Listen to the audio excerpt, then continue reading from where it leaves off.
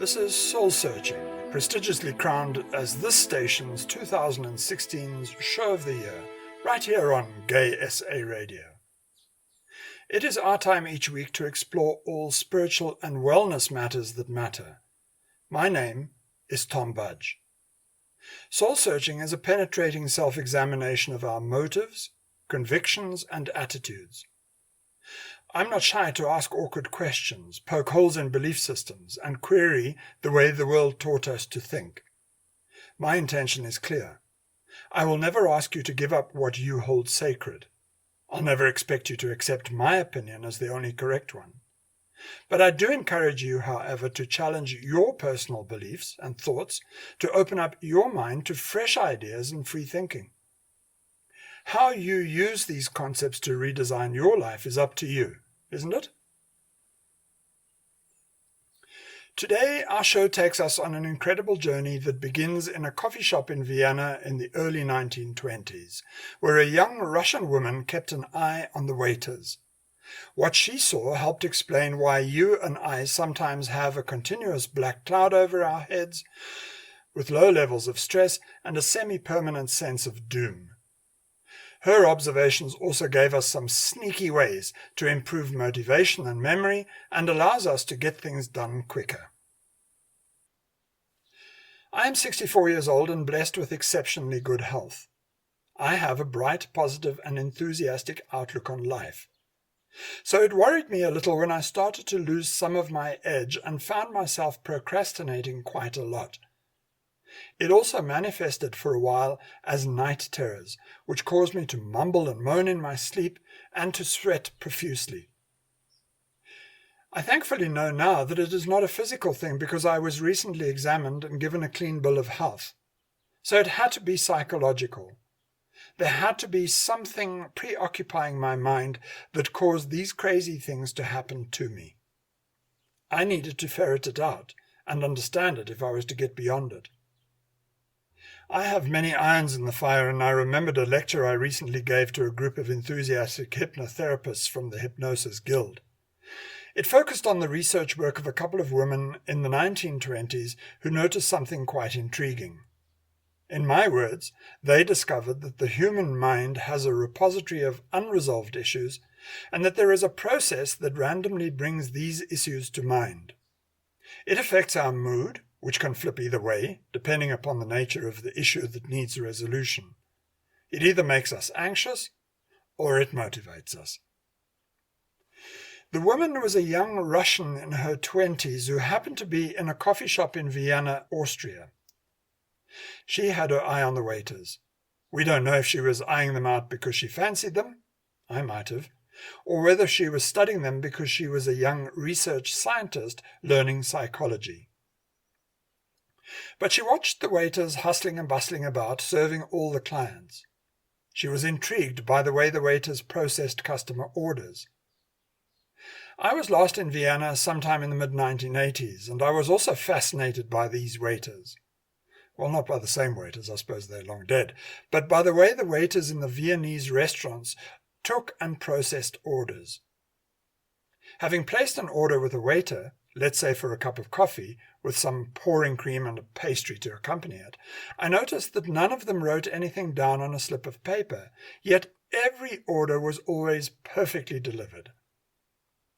This of itself was not exceptionally Viennese, because I've seen skilled waiters do the same elsewhere in the world too. What set the Viennese ones apart was the way they concluded the transaction. When the patron called for the bill, the waiter would come up to the table and ask what he or she had consumed. Based on what was agreed between them, a bill was written up and settled. I occasionally tested the system out to see if the custom was solely based on honesty, conscience, and the memory of the patron. If these were Joburg restaurants, the business would have been defrauded and declared bankrupt in no time at all. So I tested the system out in the Viennese restaurants during my stay there by failing to declare one or two of the items I had consumed. The waiters were always very tactful and prodded my memory by suggesting that I had consumed the items that I had not disclosed. Oh yeah, I forgot. Thanks for reminding me. I'd never seen it done like this before, and it fascinated me. In most places, orders are written down, sometimes rather fastidiously, to make sure that the customer can't repudiate having ordered something, and then the details are captured into a cash register. At the end of the stay, the customer is presented with an itemized printout and a total of what is owed. But in Vienna, it was done very, very differently. Nobody entered the items into a cash register. Waiters simply held the order in their heads, and when it came time for the customer to pay, the waiter politely and discreetly got their customers to pay. It was amazing to see how much information a waiter could hold on to at peak times in the restaurant. To Bluma Zeigarnik, the procedure might not have been quite as novel as it was for me.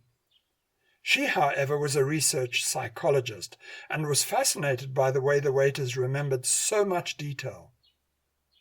She observed them and then conducted further research into the way the waiters committed orders to memory, yet as soon as the bill was settled, the waiters then completely forgot the details of the order and had no recollection of having served the client at all. She was spellbound by this phenomenon and made it a focal point of her thesis, which she submitted in 1921. Bluma Zeigarnik's colleague, a woman by the name of Maria Ovsiankina, added further research by observing that an interrupted task has the effect of creating a tendency to motivate the resumption of the task at the first opportunity. I'm sure this is common sense to psychologists, but I spent a lifetime in computer science and I needed to get a more simplified model of these effects to appreciate how they drive our lives and how we could possibly use them to our advantage.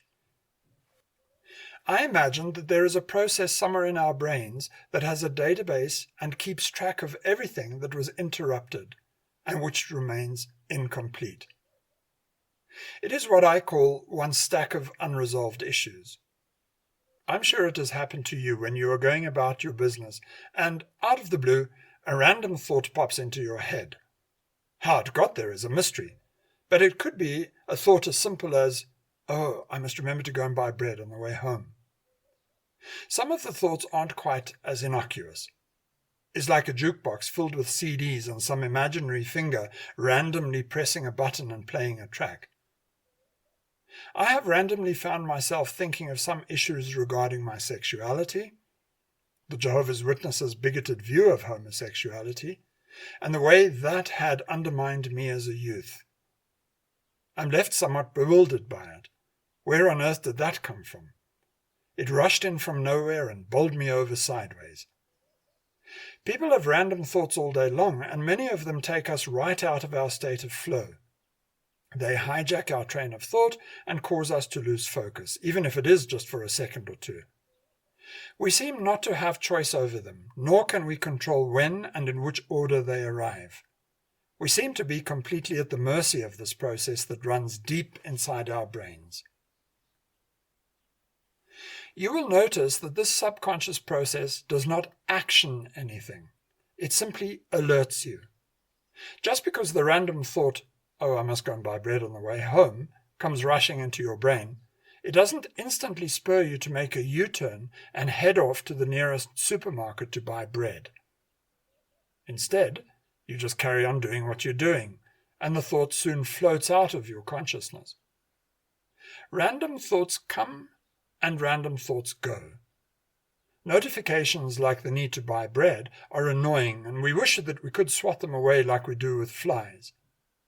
But there are other unresolved issues buried so deeply in one's subconscious mind that upon their arrival in our conscious awareness, they don't merely irritate us, they haunt us. My traumatic experience growing up as a young gay man under the tyrannical dogma of the Jehovah's Witnesses is just such an example, and it was this that accounted for my night terrors, sweating bouts, and general gloominess of late. These are the sorts of issues that can never easily be resolved, and they lie around in the stack of unresolved issues waiting to haunt me time and again. My nocturnal reaction is one of fight and flight. I mumble and moan as I try to defend my beliefs, adrenaline pumping, causing me to sweat in panic. I was excommunicated at the age of 27 because of my sexual orientation, and symbolically lost my entire family on that day when the religion no longer allowed them to associate with me. I have done a lot of soul-searching since then, and I learned to replace thoughts of hatred with ones of compassion. Well, that's what I believed. But with the recent resurgence of nighttime disturbances, I was finally able to reconnect the dots, and I realized that what I have been experiencing in recent weeks is actually a consequence of the Zeigarnik effect. Let me tell you a little bit more about the Zeigarnik effect and how it plays around with us. I mentioned Patrick Purdy in a previous episode, but the story has relevance here too. In the late 1980s, Patrick Purdy, armed to the hilt, walked into a school playground in America and shot dead 8 children, wounding and traumatizing many more. He then turned a gun on himself and committed suicide. To everyone's horror, some of the children started to play a rather macabre game. It was like cops and robbers, but this time it had a sinister twist. The children played it out on the playground on the very spot where the other children had died. Parents were naturally very worried about their children's morbid need to play this game, as were the teachers, of course. But it was only after psychologists studied these children that they realized that playing the Purdy game was an important aspect in trying to reframe the incident in the children's minds. Sometimes when traumatic things happen to us, we often need to tell others about our experience. Occasionally, we might even embroider the story a little for heightened effect and sympathy. But why do we need to tell our tragic stories to others? What benefit do we get from repeating them? Psychologists argue that we do this to formulate new survival strategies. We play out many different scenarios in our heads until we come to a plausible way to contextualize our role in and our behavior during the event. Once or twice when I popped into a retail outlet for some groceries, I was met by a surly, disinterested and rude cashier who served me. I bit my tongue and said nothing as I paid for my goods, but as I walked back to my car, dozens of fantasized strategies leapt through my head, each presenting another wild way I could have dealt with the insolent woman. We call this kind of strategizing what-ifs. Many therapists tell you that what-ifs aren't at all helpful because they keep you trapped in the experience. This is only partially true. Psychologists were right about the children's need to play the Purdy game to find coping strategies that they could use should the situation ever occur again. What trapped the children in the game was that it had no other ending than the one that happened that fatal day. The incident had entered the children's stack of unresolved issues and stuck there. The psychologists knew the children needed to find closure, and they tweaked the game a little bit, giving the kids some new winning strategies. It would be important to empower the children to bring closure to the matter, thereby removing the incident from their stack of unresolved issues. I don't know precisely what advice was given to the children, but I suppose they taught them alternative, well-formed endings to the game, like lying flat on the ground and calling for adult help and so on. Without a well-formed outcome, there'd be no closure, and the incident would stay stuck in the stack of unresolved issues and would resurface randomly forevermore.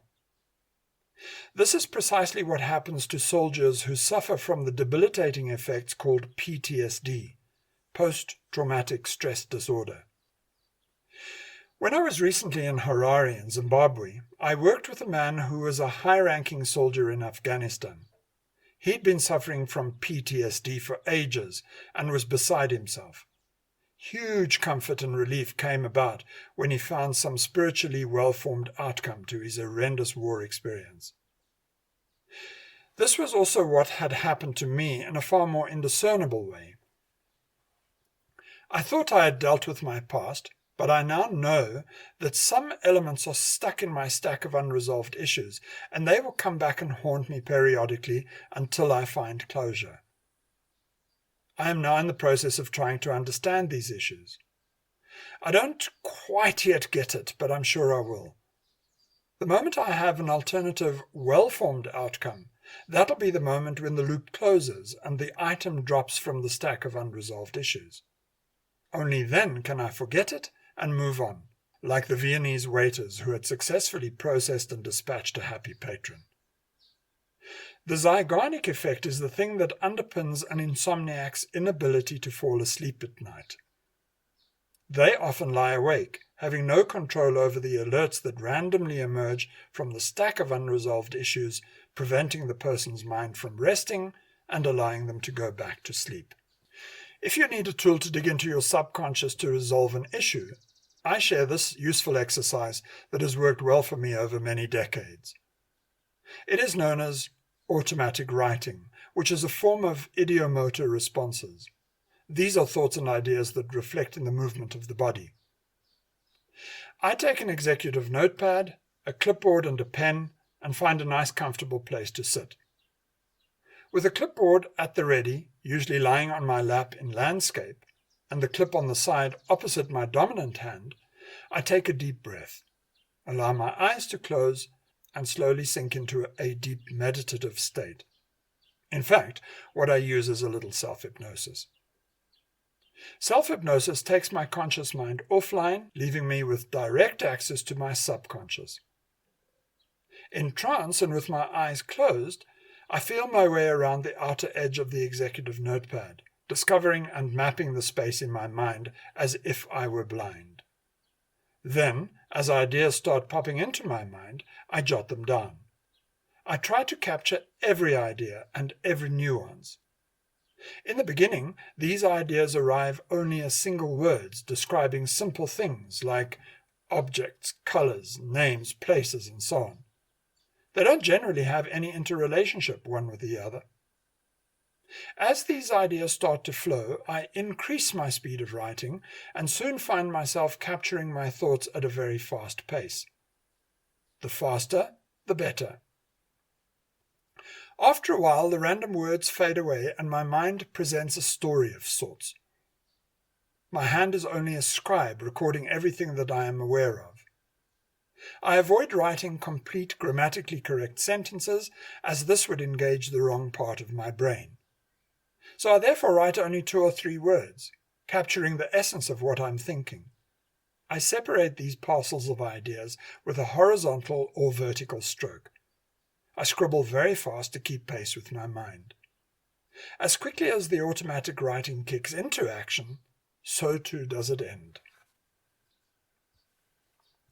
The next part of the exercise needs my conscious mind to make sense of what I have written. Out of trance, I now go through a referencing and editing phase. The language of the subconscious mind is creative imagery, and I'm often amused by the fancifulness of the stories I write. But each small group of words, the one separated by a vertical or horizontal stroke, needs to be carefully decoded to make proper sense of the subconscious communique. Every object, color, sound, element, and sequence of events in the story has significance. The subconscious mind did not arrive at the words randomly. They emanated from some deep recess in the mind. For example, let's say that I wrote down white lily. What the term white lily means to you is going to be very different from what it means to me. You already have a context for the phrase white lily. It happened the moment I first mentioned it.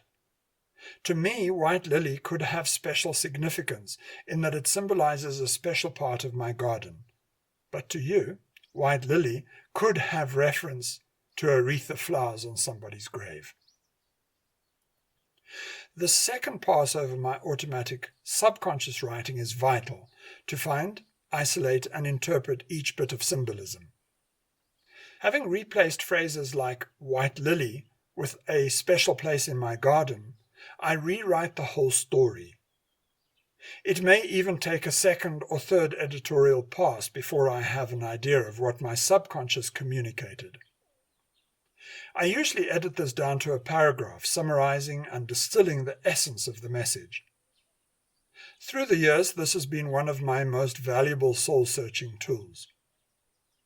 It certainly isn't complicated, but it requires a tiny bit of practice to consistently get good results. Automatic writing is one of the processes I am using to understand what is stuck in my stack of unresolved issues.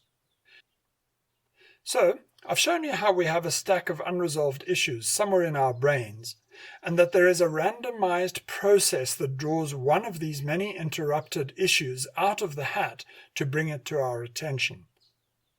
Some unresolved issues come back to haunt us. Others are quite useful, like remembering to stock up with bread. The attention-grabbing trigger offers us no help to muster support for the action, but according to Ovsiankina's research, it does leave a residue of stress that is very useful. It creates a continuous tension in the mind. This tension holds the item in memory and nudges us to do something about it. While it is important for me to eliminate old ideas from my stack of unresolved issues to create an open spaciousness for living, there are times when I purposefully add entries to the stack. Now that sounds really bizarre, I know. Why spend most of my time closing unresolved issues to then go and intentionally add new ones? You see, our minds like closure and will only come to rest once that happens. I'm sure you've watched your favorite series on TV, and when suddenly at the cliffhanger, the episode ends with the caption, "To be continued." You're left frustrated, wishing you could close the loop by immediately watching the next episode. Charles Dickens was a master at cliffhangers, playing right into our brain's need to close the loop. He wrote his novels as a series of stories, leaving his readers dangling at the end of each one, anxious to read what was in his next story. Let's see how we can put all of this to work. Research shows that students and workers that interrupt a chunk of work without completing it, and then do some unrelated task, do far better than those that first complete the chunk of work. I spent many years in IT, programming computers. I found that I slept better if I stopped working when I reached a logical cutoff point in my work. You see, then I hadn't left unresolved issues open in my mind, and so I rested far better. But this is not quite what the experts are saying, are they? There were times when I couldn't finish at a perfect cutoff point. Most of my work back then was iterative design through prototyping, and there were times when I was mentally exhausted, but the design just did not want to take shape. The Zeigarnik effect spurred me on. Just one more go at it, and then I'll call it a night.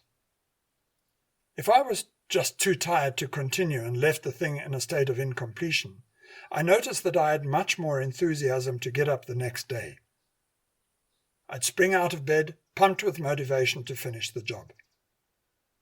This explains why students and workers who leave a chunk of work in an incomplete state and interrupt it with a completely different task do far better than those who simply plod along and finish it. So my advice to you is this: never do today what you can possibly put off until tomorrow. It seems to be the exact opposite of the usual advice. Never put off until tomorrow what you can do today.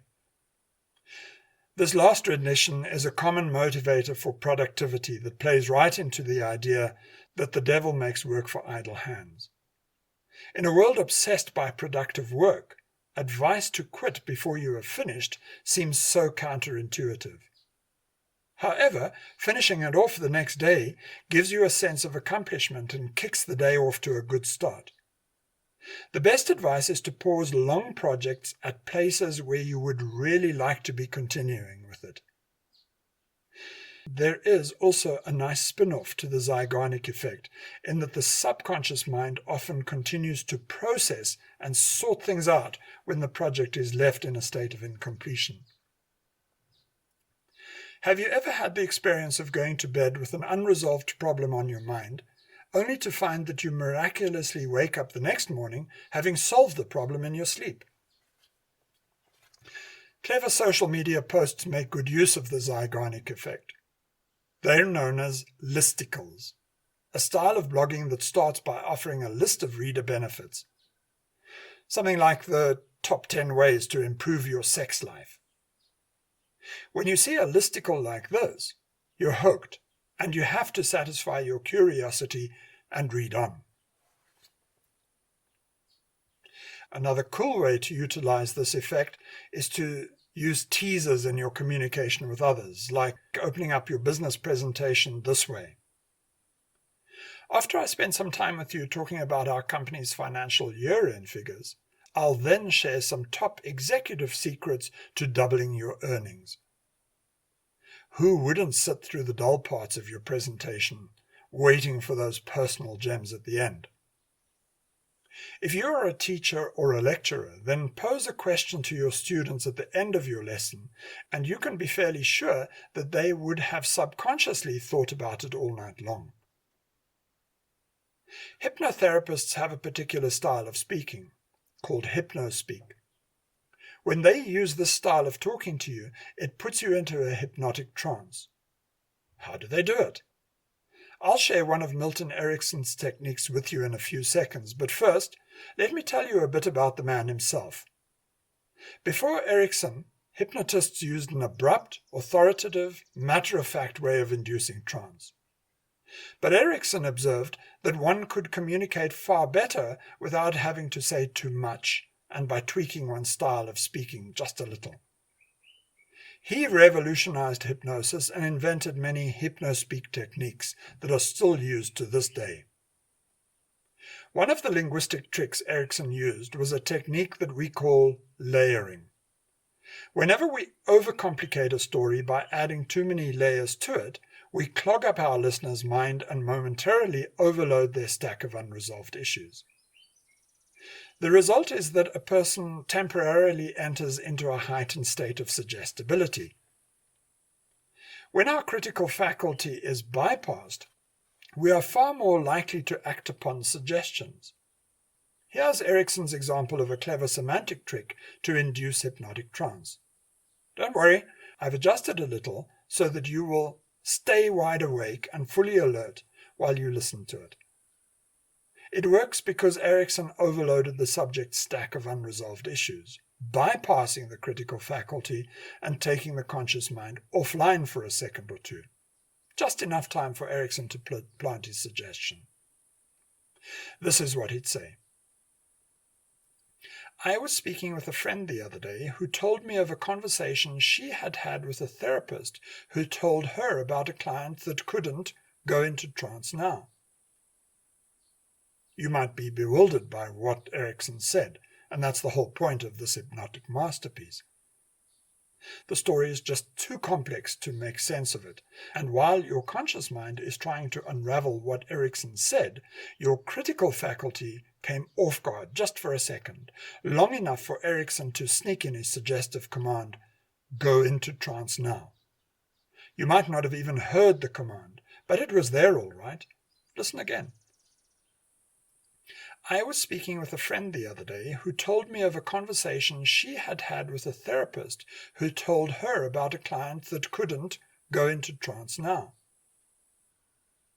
It's an interesting application of the Zeigarnik effect. So let's wind this up for you in a practical way.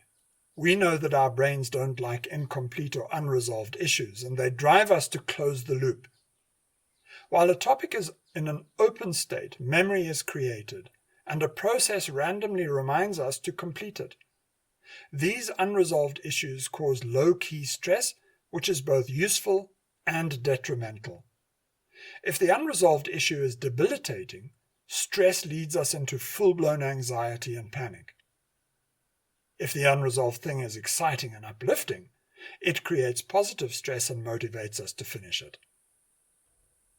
To use this quirk of mind to your best advantage, you should note and jot down the following aspects of any long-term project of yours. Firstly, ask yourself this: what aspect of it most annoys, distracts, or interests you? Jot it down. Then list the next action you need to take in order to get the task done. Finally, record your definition of what finishing the project really means to you. What criteria need to be met for you to know when the task is done?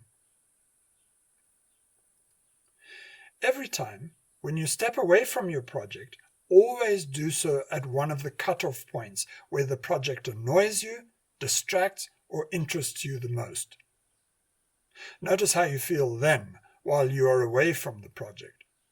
You'll probably find yourself obsessing over it a little. That's the Zeigarnik effect in action. Then, when you return to your project, be aware of your increased motivation to finish the next step.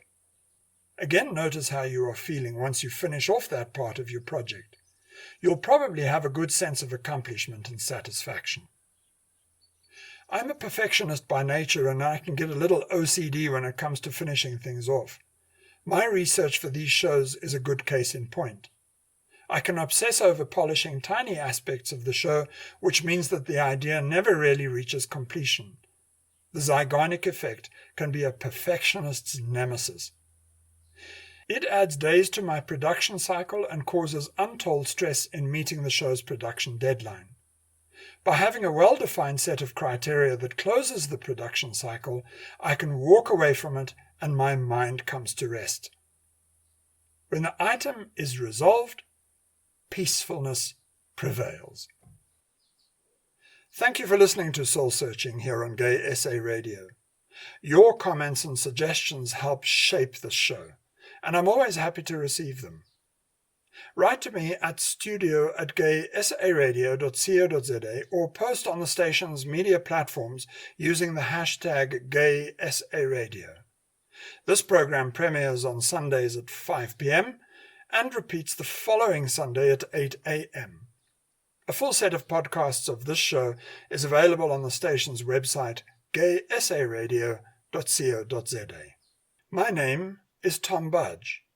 Until next time, goodbye.